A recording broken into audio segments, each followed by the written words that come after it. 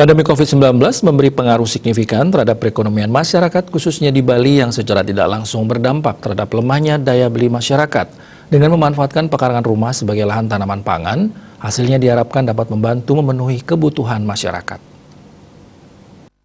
Ketua Tim Penggerak PKK Provinsi Bali Nyonya Putri Swastini Koster mengatakan, Tim Penggerak PKK Provinsi Bali secara simultan terus mengajak seluruh masyarakat Bali untuk mulai menata halaman asri teratur, indah dan nyaman, plus bermanfaat atau hatinya PKK sejak 2 tahun silam. Anggaran senilai 27 juta rupiah per kecamatan diperuntukkan bagi penyiapan bibit sebesar 15 juta rupiah dan sisanya untuk penyediaan makanan sehat serta bergizi bagi lansia dan balita. TPPKK Provinsi Bali sebelum pandemi sudah sempat mengunjungi dan melakukan pembinaan di 57 kecamatan sebali.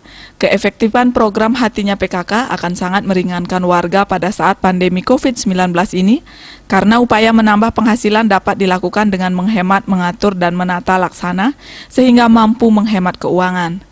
Terkait pandemi COVID-19, TPPKK tetap melaksanakan sosialisasi dan imbauan dalam menghadapi setiap tantangan yang muncul.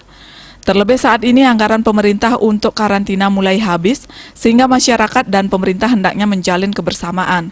Saat imbauan diberikan, maka masyarakat diharapkan bersedia melaksanakan agar sama-sama dapat menghindari terjadinya hal buruk, sehingga solusi untuk tetap sehat dengan tanggung jawab kolektif dapat mengatasi permasalahan COVID-19.